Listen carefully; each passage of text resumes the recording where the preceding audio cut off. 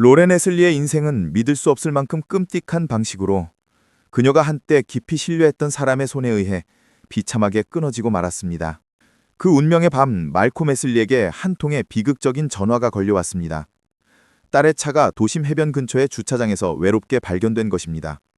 그는 한치의 망설임도 없이 현장으로 달려갔습니다. 마지막 희망, 단 한 줄기라도 남아있다면 아직 딸을 구할 수 있을지도 모른다는 절박한 마음으로 떨리는 손에 손전등은 쥐고 그 아버지는 짙은 어둠과 차가운 파도를 비추며 해변을 따라 걸었습니다. 딸의 흔적을 찾기 위해, 단 하나의 단서라도 찾기 위해. 하지만 그녀는 흔적조차 남기지 않은 채 사라져 있었습니다. 학창시절 두 사람은 모두가 부러워하던 커플이었습니다. 조용하고 키 큰 인동선수 네이탄 리, 그리고 작고 활기찬 소녀 로렌 애슬리. 오랫동안 친구로 지내던 두 사람은 고등학교 마지막 해에 비로소 사랑의 불씨를 피웠습니다. 첫사랑이었기에 서툴고 순수했던 입맞춤, 같은 꿈을 꾸던 시절. 그들의 사랑은 3년이라는 시간을 함께 흘러갔습니다. 그런데 그 후엔 무슨 일이 있었던 걸까요? 무엇이 두 사람을 갈라놓았던 걸까요? 그리고 왜 그 진실은 이토록 잔혹하고 냉혹해야만 했던 걸까요? 이제 오늘의 비극적인 이야기 속으로 함께 들어가 봅시다. 로렌은 1993년 4월 1일 매사추세츠주 보스턴에서 태어났습니다. 그녀는 두 교사인 메리와 말콤 애슬리의 사랑이 맺은 결실이었습니다. 그날 이후로 로렌은 부모에게 세상의 중심이 되었고 그들의 삶의 이유가 되었습니다. 부모는 어린 딸의 마음에 정직함과 덕성을 심어주며 로렌이 따뜻하고 원칙 있는 여성으로 자라나길 바랬습니다. 2006년 메리와 말콤은 이혼했지만 딸에 대한 사랑과 지지는 결코 흔들리지 않았습니다. 생각해보면 참 가슴 아픈 일입니다. 고작 18살의 나이였지만 로렌의 인생은 이미 활력과 목표, 그리고 수많은 성취로 가득 차 있었습니다. 로렌은 늘 쉼없이 움직이는 사람이었습니다. 그녀는 밴드 활동을 하고 테니스와 축구를 즐기며 교회 합창단에서 노래하고 청소년 오케스트라에도 참여했습니다. 여름에는 캠프 상담원으로 일했고 지역 예술센터에서는 뮤지컬 애니의 주인공으로 무대에 올랐습니다. 그녀의 일정은 항상 꽉 차 있었고 마치 하루 24시간으로는 부족한 듯했습니다. 키는 1m 49cm로 작았지만 그녀의 밝은 성격과 독보적인 매력은 누구에게나 강한 인상을 남겼습니다. 로렌의 가장 큰 열정은 무대에 서는 것이었습니다. 힘있고 아름다운 목소리를 가진 그녀는 학교와 지역사회의 거의 모든 행사에서 노래를 불렀습니다. 고등학교 아카펠라 그룹의 메인 보컬로 선정되었을 때 그것은 그녀에게 순수한 행복이자 자부심이었습니다. 음악 외에도 로렌은 각종 행사 기획과 자선활동에 열정적으로 참여했습니다. 가족이든 친구든 혹은 전혀 모르는 타인이든 누군가를 돕는 이는 그녀 인생의 나침반이었습니다. 친구들은 로렌의 진심 어린 마음과 따뜻한 배려심을 존경했습니다. 모두가 알고 있었습니다. 힘든 일이 생기면 로렌에게 가면 된다고. 그녀는 언제나 자신의 온 마음을 다해 도와주었으니까요. 불과 12살의 나이에 로렌은 허리케인 카트리나 피해자들을 돕기 위해 뉴올리언스로 향했습니다. 이후에도 2번이나 그곳을 다시 찾아 홍수 피해자들을 위해 봉사했습니다. 아직 어린 나이였지만 그녀는 언제나 자신의 필요보다 타인의 고통을 먼저 생각했습니다.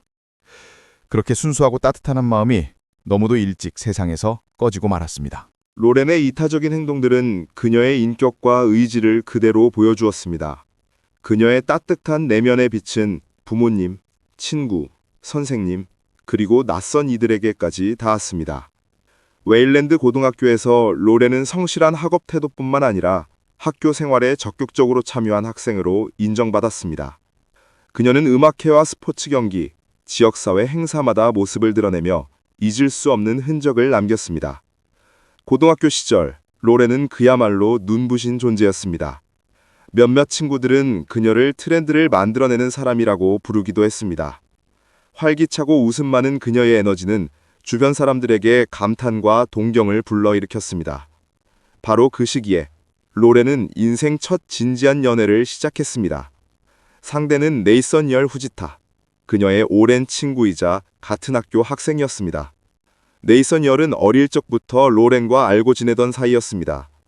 그는 미식 축구팀의 스타 선수로 빠른 속도와 큰 키, 그리고 탁월한 운동 실력으로 유명했습니다. 여자 학생들로부터 인기가 많았지만 그의 마음은 오직 로렌 애슬리에게만 향해 있었습니다. 활기차고 웃음 많은 그녀는 그의 세상을 밝히는 존재였습니다. 네이선 이언 베스와 톰 후지타의 외아들이었습니다. 아버지 톰은 보스턴의 버클리 음대에서 강의하는 유명한 기타리스트이자 실력 있는 음악가로 그의 경력과 명성은 지역사회에서도 널리 알려져 있었습니다. 2010년 로렌은 학교 프로젝트를 위해 톰 후지타를 직접 인터뷰하기도 했습니다. 네이선 이얼과의 관계 덕분에 그녀는 후지타 가족에게 친숙한 존재가 되었고 종종 그들의 집을 방문했습니다. 두 집안의 부모님들도 자연스럽게 가까워져 자주 연락을 주고받곤 했습니다. 연애 초반 2년 동안 로렌과 네이선 이얼의 관계는 순조로웠습니다. 그들은 함께 운동을 하고 데이트를 하며 젊음의 자유와 즐거움을 만끽했습니다. 많은 이들이 두 사람을 완벽한 커플이라 여겼습니다. 하지만 완벽해 보이던 관계에도 균열이 찾아왔습니다. 작은 갈등들이 쌓이면서 두 사람의 관계는 점점 불안정해졌습니다. 그들은 다투고 헤어졌다가 다시 화해하는 과정을 반복했습니다. 오늘은 사랑에 빠진 연인이었지만 내일이면 사소한 일로 서로를 원망했습니다. 네이선 이얼은 많은 여학생들의 관심을 받았지만 정작 로렌에게는 지나치게 집착적이고 질투심이 강했습니다. 그는 종종 로렌이 자신보다 다른 사람들에게 더 많은 관심을 준다고 느꼈습니다. 고등학교 마지막 해에 접어들면서 로렌은 진지하게 미래를 고민하기 시작했습니다. 대학 진학, 인생의 방향, 그리고 자신이 원하는 삶에 대해 깊이 생각했습니다. 그 과정에서 그녀는 깨달았습니다. 네이선은 더 이상 자신이 꿈꾸는 삶의 일부가 아니라는 것을.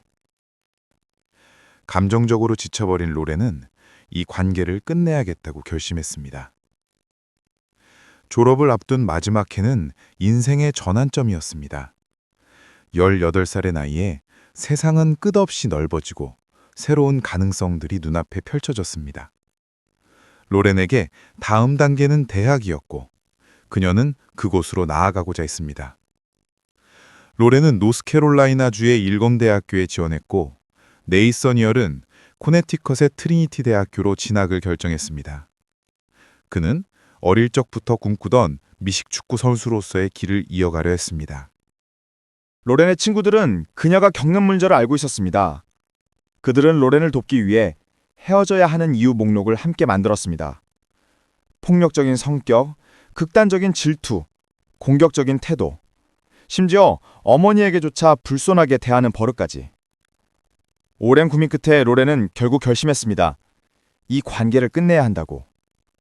2011년 4월 로렌의 생일날, 그녀는 네이선 이얼과의 관계를 정리했습니다. 그녀는 그날을 인생에서 가장 해방된, 가장 행복한 날 중 하나로 여겼습니다. 시기적으로도 완벽했습니다. 두 사람은 곧 서로 다른 대학으로 갈 예정이었고 각자의 길을 가는 것이 자연스러운 일이었습니다. 하지만 네이선 이얼에게 이별은 새로운 시작이 아니라 모든 것을 잃는 절망이었습니다. 꿈꾸던 대학의 합격조차 의미를 잃었고 그의 마음속에는 오직 로렌만이 남았습니다. 한때 열정적이고 활기찼던 그는 점점 자신을 닫아가기 시작했습니다. 운동을 멈추고 친구들을 멀리하며 하루 대부분을 소파 위에서 보내는 날들이 이어졌습니다. 얼굴에는 무기력함과 우울이 드리워졌고 술을 마시기 시작했고 하루에도 여러 번 마리화나를 피우며 자신을 무너뜨려 갔습니다. 로렌은 이미 몇 달 전에 관계를 끝냈지만 여전히 그를 걱정했습니다. 함께했던 추억들이 쉽게 사라지지 않았고 그녀는 고통받는 네이선이 안타까웠습니다. 여러 번 친구들에게 물었습니다. 내가 도와줘야 하지 않을까? 하지만 친구들은 단호했습니다. 그녀에게 경고했습니다. 절대 그에게 희망을 주지 말라고. 다시는 그 관계가 이어질 수 있다고 믿게 해서는 안 된다고. 2011년 여름 고등학교를 졸업한 로렌은 대학 입학을 앞두고 가족과 친구들과 함께 마지막 여름을 만끽하고 싶어 했습니다. 그녀의 새로운 시작을 축하하기 위해 친구들이 큰 파티를 열었습니다. 넓은 천막 아래에는 약 150명의 학생과 졸업생들이 모여 밤새 춤추고 웃으며 즐거운 시간을 보냈습니다. 그 자리에는 로렌의 전 남자친구 네이선도 있었습니다.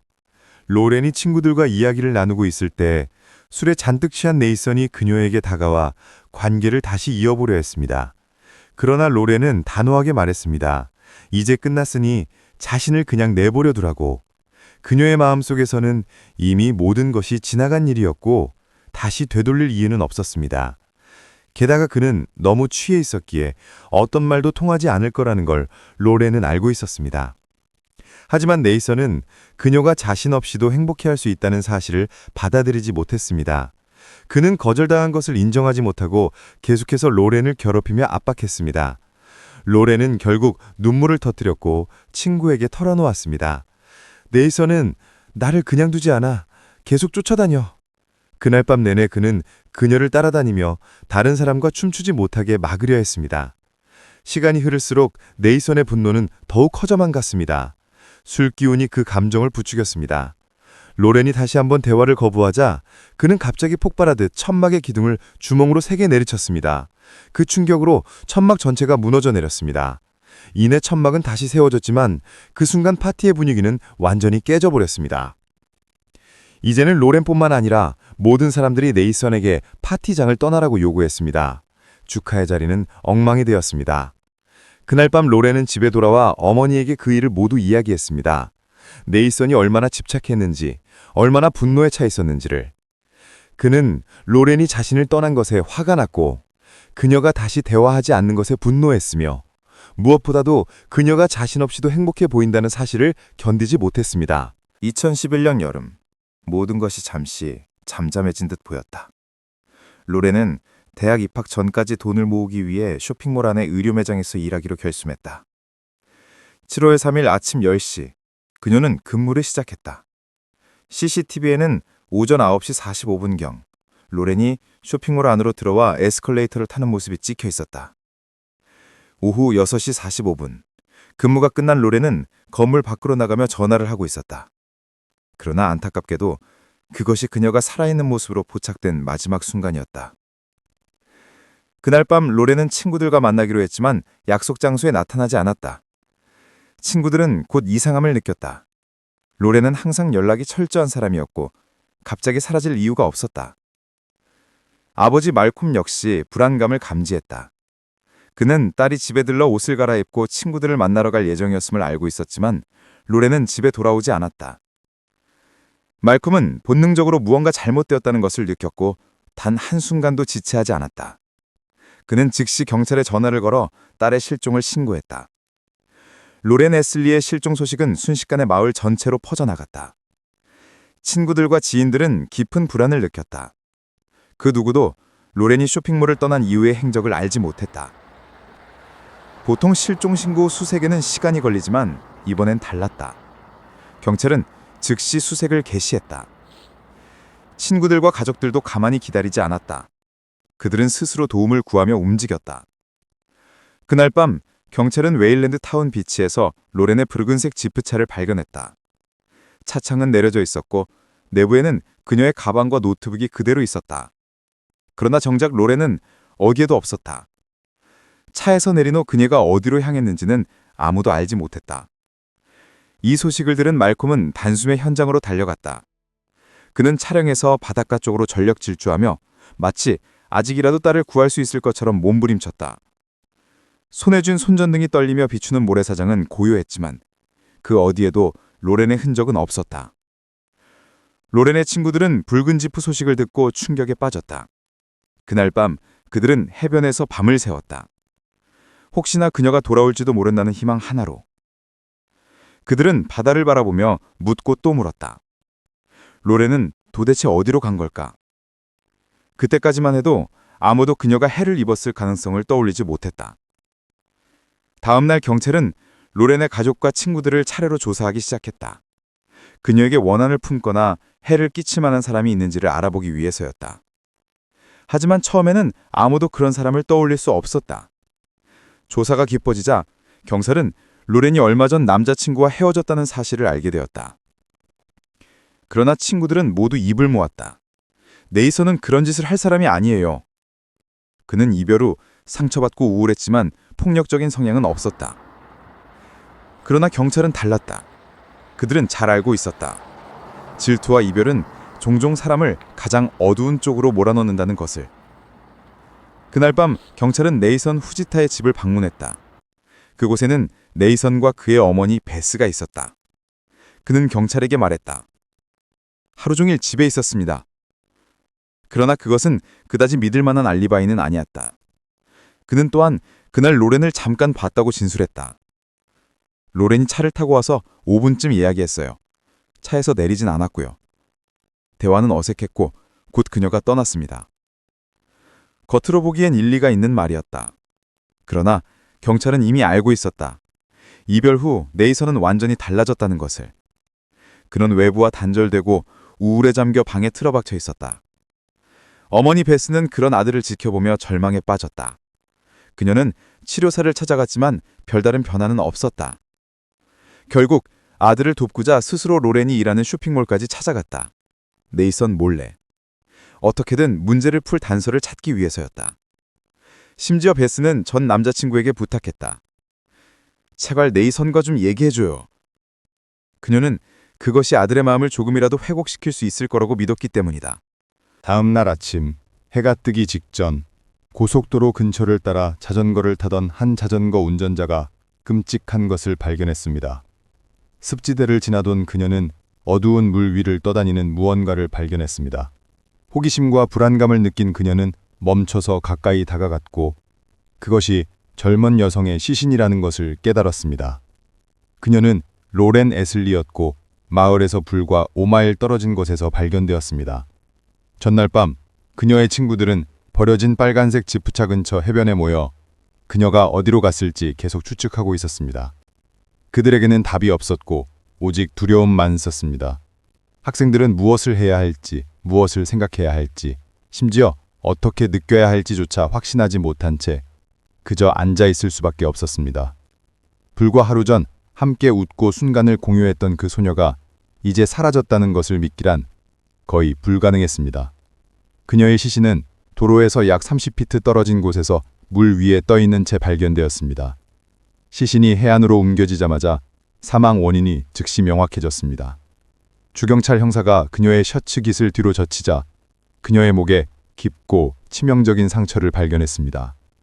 18세의 로렌 애슬리는 심각한 목베임 상처를 입었고 머리카락에는 고무줄이 엉켜 있었습니다. 그녀의 시신은 신속하게 검시관 사무실로 보내졌습니다. 그동안 멜컴 애슬리는 딸이 아니기를 바라는 절박한 희망에 매달렸습니다.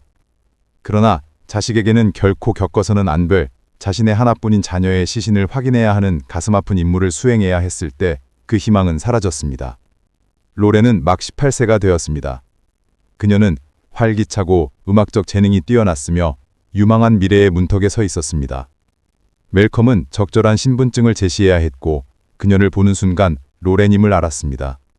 고통은 참을 수 없었습니다. 하지만 그는 여전히 로렌의 어머니이자 그의 전처에게 이 소식을 전해야 했습니다. 이 충격적인 소식은 마을 전체에 빠르게 퍼졌습니다. 한때 로렌과 네이선이 행복한 커플이라고 생각했던 친구들은 믿을 수 없는 듯 이야기하며 네이선이 자신이 사랑했던 여성에게 이럴 리가 없다고 주장했습니다. 많은 사람들이 이 상황이 현실이라는 것을 믿기 어려워했습니다. 하지만 경찰은 달리 의심했습니다. 네이선의 가족과 대화한 후 그들은 이별이 그에게 얼마나 깊은 영향을 미쳤는지 알았습니다. 그는 더 이상 많은 사람들에게 존경받던 쾌활한 미식구 선수가 아니었습니다. 상심한 네이선은 쓰라리고 위축되었습니다. 어린 시절부터 꿈꾸던 스포츠, 미식구구에 더 이상 흥미를 느끼지 못했습니다. 네이선 어머니인 베스는 네이선이 아들을 만나 기운을 북돋아주기를 바라는 마음에 로렌에게 접근했다고 경찰에 말했습니다. 베스는 아들과 여자친구의 관계에 대한 모든 디테일을 알지 못했을 수 있습니다. 이는 그녀의 행동을 설명해 줄 수 있습니다. 아마도 그 만남이 어떻게 끝날지 전혀 몰랐을 것입니다. 그러나 로렌은 한동안 전 남자친구의 행동 변화를 감지하고 불안해했습니다. 친절함 때문에 그녀는 네이선을 만나 그의 슬픔을 이겨내는데 도움을 줄 수 있는지 알아보기로 결정했습니다. 그녀는 관계를 다시 시작할 의도는 없었지만 그가 어려운 시기를 겪을 때 곁에 있어줘야 한다는 의무감을 느꼈습니다. 쇼핑몰의 보안 카메라는 로렌이 퇴근하면서 전화 통화하는 모습을 포착했습니다. 그녀의 전화 기록은 그녀가 네이선과 통화하고 있음을 확인해 주었습니다. 그녀는 집에 가서 옷을 갈아입고 친구들을 만나기 전에 그의 집에 단 5분만 들를 계획이었습니다. 그녀는 그날 자신의 계획을 아무에게도 말하지 않았습니다. 네이선의 부모님은 집에 안 계셨고 그녀가 그의 집에 도착했을 때 그녀는 그에게 단 한 단어의 문자를 보냈습니다. 여기. 그것은 자신이 근처에 있음을 알리는 그녀의 방식이었습니다. 이것은 로렌이 보낸 마지막 메시지가 되었으며 7월 3일 오후 7시 5분에 전달되었습니다. 그녀가 마지막으로 목격된 곳은 네이선의 집이었고 이는 경찰에게 첫 번째 명확한 단서를 제공했습니다. 7월 4일 경찰관들은 네이선과 이야기하기 위해 다시 돌아왔지만 그는 사라지고 없었고 그의 부모님은 그가 어디 있는지 전혀 모른다고 주장했습니다. 그럼에도 불구하고 수사는 계속 진행되었습니다. 당국은 네이선이 로렌의 실종에 연루되었다는 의혹을 뒷받침할 구체적인 증거가 필요했습니다. 그들은 신속하게 그의 집을 수색할 영장을 확보했고 차고부터 수색을 시작했습니다. 그들이 발견한 것은 즉시 끔찍한 일이 발생했음을 시사했습니다. 로렌의 목에 감겨있던 끈과 함께 경찰관들은 차고 바닥, 문손잡이, 부엌 싱크대, 그리고 욕실 싱크대에서 다수의 혈흔을 발견했습니다. 누군가 표면을 청소하려고 시도했던 것으로 보였습니다. 지하실에서 수사관들은 진흙으로 완전히 뒤덮인 운동화 한 켤레가 들어있는 검은색 스포츠 가방을 발견했습니다. 네이선의 침실에서 사다리를 통해 접근할 수 있는 다락방에서는 피 묻은 장화와 옷가지와 함께 또 다른 신발 한 켤레를 발견했습니다. 언뜻 보기에 운동화의 진흙은 로렌의 시신이 발견된 늪 근처에서 발견된 것과 동일해 보였습니다. 이는 즉각적인 실험실 분석이 필요했습니다. 결과는 의심의 여지가 없었습니다. 네이선의 옷과 장화에는 로렌의 피가 묻어 있었고 진흙은 실제로 그 습지대에서 온 것이었습니다. 이러한 발견에 따라 네이선 후지타는 공식적으로 수배 명단에 올랐습니다. 그는 불과 몇 시간 후 근처 마을에 있는 사촌의 집에서 발견되었습니다. 2011년 17월 4일 자정 직후 18살의 미식 축구 선수는 구속되었고 전 여자친구 살해 혐의로 기소되었습니다. 경찰이 이모의 집에서 네이선 후지타를 예고 없이 체포했을 때 그는 질문하는 동안 침묵하고 반응이 없었습니다. 이 무관심한 태도는 재판이 시작될 때까지 몇 달 동안 계속되었습니다. 너무 많은 것을 말하는 데에 대한 두려움 때문이든 단순히 자신의 행동을 설명할 수 없었기 때문이든 네이선은 아무런 통찰력도 제공하지 않았습니다. 2011년 2월 30일 네이선은 예비 심리를 위해 법원에 출두했습니다. 자신의 변환을 묻자 그는 거의 들리지 않을 정도로 작게 말해 무죄를 주장했습니다. 검사는 그의 변호인단이 심신미약 인세니티에 대한 전략을 준비하고 있다고 재빨리 의심했습니다. 네이선은 1급 살인 혐의와 위험한 무기를 사용한 폭행과 구타 혐의에 직면했습니다. 이 회의에서 로렌 레슬리가 살해된 밤에 대한 더 많은 세부 사항이 드러났습니다. 그녀가 사망 전에 추가적인 부상을 입었음이 밝혀졌습니다. 범죄 전날 밤 네이선은 사촌에게 전화해서 놀자고 초대했습니다. 그녀가 다른 계획이 있다고 거절하자 네이선은 화를 내고 전화를 끊었습니다. 다음 날 로렌의 죽음을 알게 된 후 사촌은 네이선에게 전화해서 전 여자친구에게 무슨 일이 일어났는지 알고 있는지 물었습니다. 그의 대답은 소름 끼쳤습니다. 그는 살인 무기가 결코 발견되지 않을 것이라고 말했습니다. 네이선은 또한 사촌에게 자신이 로렌의 빨간색 지프차를 시립 해변 주차장으로 몰고 갔다고 말하며 휴식이 필요했고 그녀와 시간을 보내고 싶었다고 설명했습니다. 회의가 끝날 무렵 검사는 네이선이 보석 없이 구금되어야 한다고 요청했고 법원은 이에 동의했습니다. 재판 약 한 달 전, 재판 전 동의에 대한 또 다른 심리가 열렸고 용의자에 대한 충격적이고 중요한 새로운 정보가 밝혀졌습니다. 2009년에 로렌과 네이선은 만났다 헤어졌다 하는 관계를 유지하고 있었습니다. 로렌은 계속해서 자신의 삶을 살았고 어느 날 밤 친구들과 함께 댄스 파티에 참석했습니다. 참석자 중에는 이전에 그녀에게 관심을 보였던 한 젊은 남자가 있었습니다. 네이선과 최근 헤어진 후 로렌은 새로운 관계에 기회를 주기로 결정했습니다. 두 사람은 함께 춤을 추었고 심지어 키스도 했습니다. 갑자기 네이선이 나타나 그 젊은 남자를 힘껏 밀치고 다시는 로렌에게 접근하면 목을 베어버리겠다고 위협했습니다. 시간이 흐르면서 댄스 파티에서의 사건은 배경 속으로 희미해졌습니다. 로렌의 친구들과 가족들은 관계에서 명확한 학대의 징후를 알아차리지 못했습니다. 그러나 그들은 네이선이 소유욕이 강하고 질투심이 많으며 술을 마시면 그의 성질이 더 나빠진다는 것을 알고 있었습니다. 범죄 2년 전에 발생한 이 대립은 로렌에게 접근하는 누구에게든 네이선이 가졌던 분노와 질투의 정도를 드러냈습니다. 수사관들이 로렌의 시신에서 상처를 발견했을 때 그녀의 전 남자친구의 이전 발언은 더욱 어두운 의미를 띄었습니다. 그리고 네이선이 살인자일 수 있음을 미묘하게 암시했습니다. 심리 중에 네이선이 심신미약 변론을 의존할 계획이라는 것도 명확해졌습니다. 이것이 그를 혐의에서 벗어나게 하진 않아도 그의 처벌을 상당히 줄일 수 있기 때문입니다. 2013년 2월 13일 네이선의 재판이 시작될 때 로렌 애슬리의 사망 이후 18개월이 지났습니다.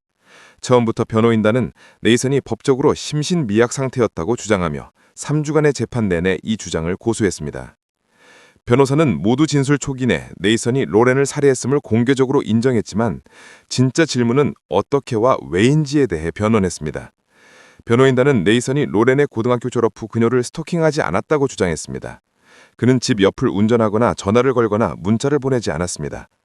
그들에 따르면 그는 완전히 위축되어 사람들과 장소를 모두 피했습니다. 그 자리에 있던 소녀의 친구들은 네이선이 모든 사람으로부터 위축되고 훈련 세션에 참석하는 것을 중단했고 대화를 피했다는 것을 확인했습니다. 그의 친구들과 전직 교사들은 그의 행동이 불과 2개월 만에 급격히 변했기 때문에 걱정했습니다.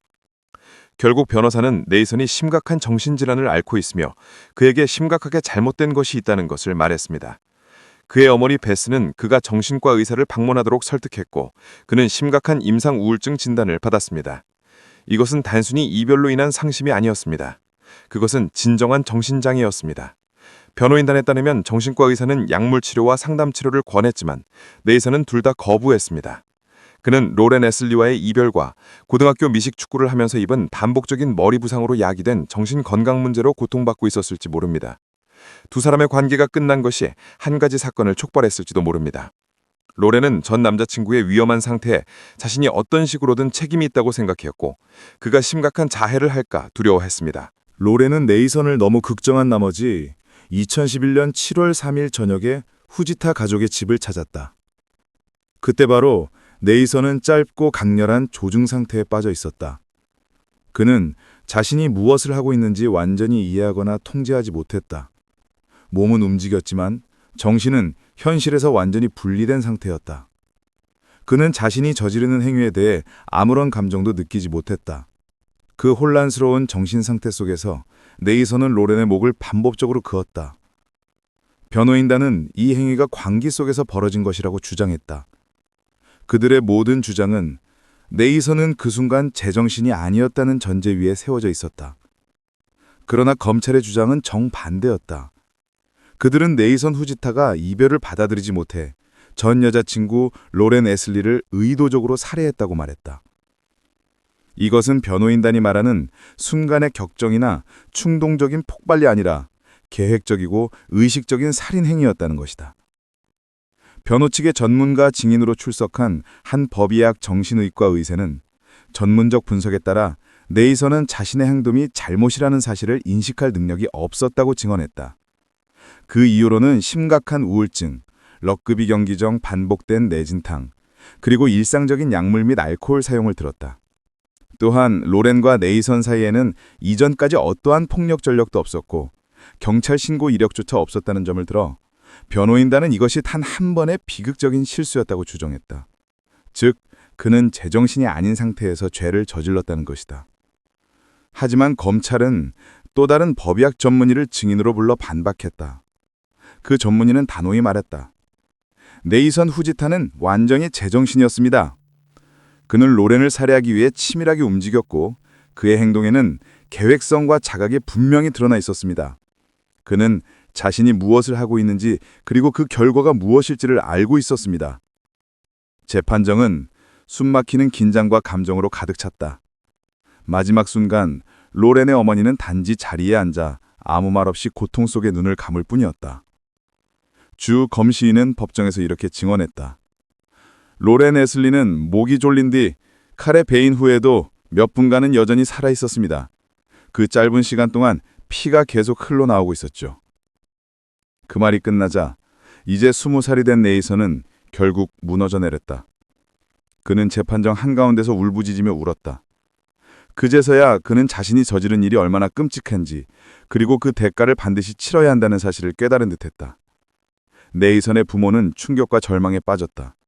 그들은 아들이 그런 끔찍한 일을 저질렀다는 사실을 믿을 수가 없었다. 그들은 아들을 누구보다 아끼고 사랑했으며 로렌 또한 친딸처럼 아껴왔다. 그렇기에 이번 사건은 그들에게 이중의 고통이었다.